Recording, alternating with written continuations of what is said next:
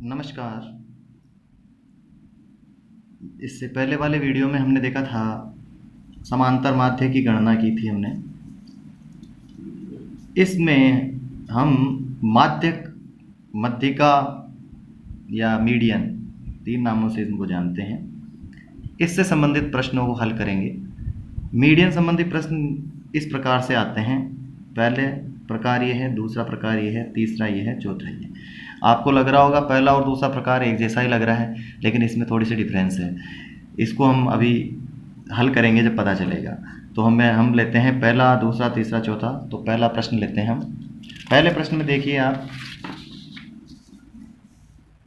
कुल अंक जो हैं, संख्याएं, वो इस प्रकार से हैं: 3, 2, 8, 5, 7, 6, 7, 4 और 6। ये कुल कितने अंक हो गए? 1, 2, 3, 4, 5, 6, 7। 7 संख्याएं।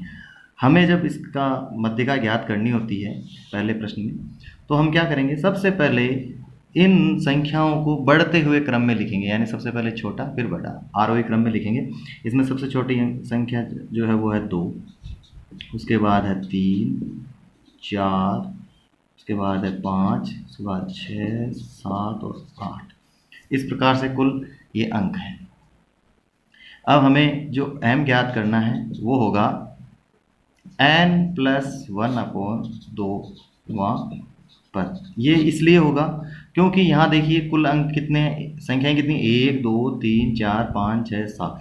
यानी विषम यदि संख्याएं होती है टोटल, n यदि विषम होता है, n यदि विषम होता है तो n+1/2वां पद जो होता है वो मीडियन होता है। तो यानी यहाँ हमारे पास n है कुल मिला के 7, 7 + 1/2 अर्थात हो गया 8/2 चौथा पद। चौथा पद क्या है इसका? पहला, दूसरा, तीसरा, चौथा, ये चौथा। यानी m = हो जाएगा 5। ये इस प्रकार से हमारे को इसका उत्तर मिलेगा। दूसरी स्थिति, ये एक एक नंबर के प्रश्न आते हैं। दूसरी स्थिति देखिए, 2, 4, 10, 8। हमें इसका माध्य ज्ञात करना है। इसमें देखिए क्या स्थिति है। इसमें n = कितना है? n = इसमें 1, 2, 3, 4 है, 4 है, यानी सम संख्या। तो यहाँ दूसरी स्थिति बनेगी, लेकिन सबसे पहले क्या करना होगा? इसको हमें बढ़ते क्रम में लिखना होगा। बढ़ते क्रम में 2, 4, 8 और 10। अब ये अपने लिए काम का नहीं रहा है, अपने को इसको काम में लेना है। 2, 4, 8, 10, इसको बढ़ते क्रम में लिख लिया। अब m क्या होगा? m होगा n/2 वां पद प्लस n/2 + 1 वां पद, यानी और उसके बटेवे में 2, इन दोनों का माध्य, वो जो होगा मध्यिका होगा। n/2 वां पद क्या हुआ? कुल पद कितने हैं? 4, तो 4/2 वां पद प्लस 4/2 + 1 वां पद। 4/2 यानी दूसरा, प्लस 4/2, 2 और 1 3, तीसरा पद बटे 2। दूसरा पद क्या है? दूसरा पद हमारे पास है ये। तीसरा पद कौन सा है? ये। तो हम क्या करेंगे? 4 दूसरा पद, तीसरा पद बटे 2, 12/2, तो हमें प्राप्त हुआ 6। तो m हमें प्राप्त हो गया 6। इसमें मध्यिका जो है 6 है। ये ध्यान रखने की बात है।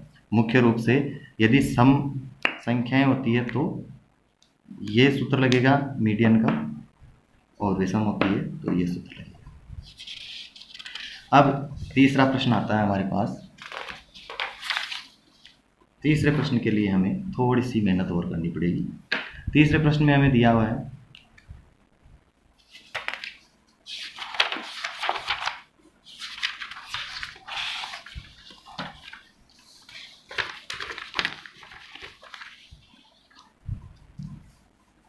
x दिया हुआ है, f दिया हुआ है। x है 3, 4, 5 और 6, और f दिया हुआ है 2, 5, 8, 3, 2, 5, 8, 3। जब इस तरह से दिया हुआ होता है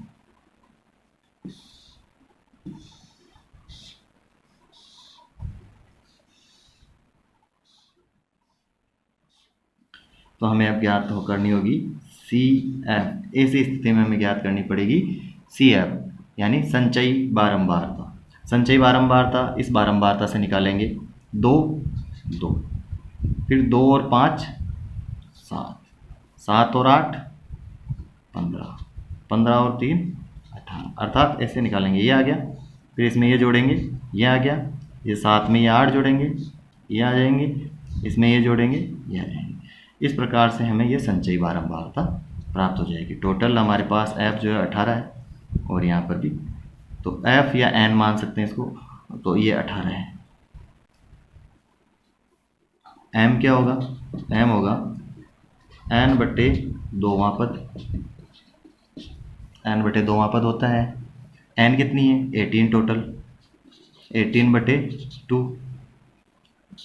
अर्थात 9वां पद।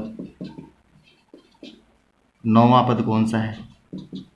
2 पद तो ये हैं, 2 पद तक यहाँ आ गया, फिर अगले 5 पद यानी कुल 7 पद यहाँ तक आ गए। 8वां और 9वां पद किस में आएगा? 8वां 9वां पद ये 5, क्योंकि इसके आगे पद कौन सा है? 7 के बाद में 9वां पद इस में आएगा। तो इस स्थिति में 9 से लेके और 15 पद यहाँ है, यानी 9वां पद यहाँ मिलता है हमारे को, तो उसकी जो x है वो क्या है? 5। तो ये जो 5 होगा ये हमारी m यानी मध्यिका होगी। ये ध्यान से देखिए, समझने की बात है। n बटा 2वां पद कौन सा? 9। 9वां पद यहाँ तक तो नहीं मिलेगा, यहाँ 2 ही पद हैं टोटल। यहाँ कितने पद हो गए? 7 पद हुए 4 तक, यानी 3 3, फिर 4 कितने बार है? 5 बार। तो ये इस तरह से हुआ, तो ये भी 7 ही पद हुए, फिर 5 5 आएगी, 9वां पद यहाँ मिलेगा हमें। इस प्रकार से ये हमें। अब आगे देखते हैं, थोड़ा कठिन क्वेश्चन है, इसमें समय भी ज़्यादा लगेगा और इम्पोर्टेंट भी बहुत है। इस प्रश्न को समझने की ज़्यादा आवश्यकता है। ये प्रश्न बनता है, ध्यान से देखिए। अगला है वर्गांतर और बारंबारता दी हुई है।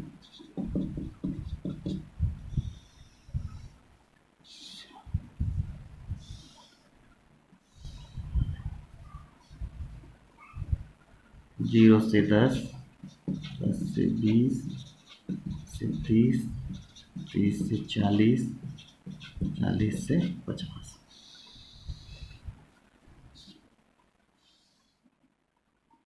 जीरो से 10 16, 19, 16, 19, 25, 20, 20 और टोटल हो गई ये 16, 19, 35, 25, 60, 10 में 100। एन यहाँ पर भी 100 आ रहा है। अब यहाँ देखिए, यहाँ भी हमें सी एफ ज्ञात करनी है, जो पिछले प्रश्न में ज्ञात की थी। 16, ये 16, 16 और 19 35, 35 और 25 60, 60 और 20 80, 80 और 20 100। अब हमें माध्यक ज्ञात करने का सूत्र पता होना चाहिए। इसमें जो वर्गांतर वाली स्थिति है, इसमें माध्यक ज्ञात करने का सूत्र है m is equal to L1 plus n upon 2 minus C upon F into H। ये है। अब हमें ज्ञात करना है सब कुछ ही। तो n हमारे पास है 100, हमें ज्ञात करना है n अपॉन 2। तो यहाँ देखिए n अपॉन 2 इजिकल टू क्या होगा? 100 अपॉन 250, 50वां पद। अब यहाँ बताइए, यहाँ तक 50 पद हो गए क्या? नहीं गए। यहाँ तक 35 ही पद हुए, 50 पद कहाँ तक होंगे? इसमें मिलेगा वो 50वां पद। तो इससे हम ज्ञात करेंगे, इसे हम मानेंगे हमारा माध्यिका का जो वर्ग है, मध्यिका वर्ग, वो ये है। ये हमारा मध्यिका वर्ग है, जिसमें L1, ये जो है L1 है, ये L1 है, ये जो है ये L1 है। M F, ये हमारी जो इसकी फ्रीक्वेंसी है, ये F है। सी, ये चीज़ जो है ये सी है, कम्युलेटिव फ्रिक्वेंसी का इसके ऊपर वाला सी है। और एच, इनके बीच में डिफरेंस कितना है 20 से 30 में 10 का, तो एच है हमारे पास 10। तो अब हमारे इस सूत्र में जो जो चीज़ें चाहिए वो सारी हमें अवेलेबल हो चुकी है।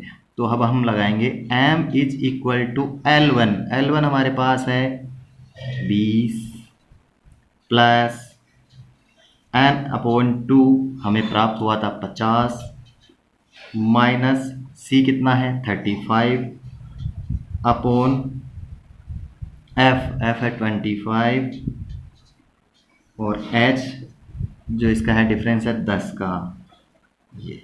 तो m हमें क्या प्राप्त होगा 20 प्लस इसमें से गया तो 15/25 इंटू 10, यहाँ 3 5 2 3 2 6, 20 प्लस 6 इज इक्वल टू 26।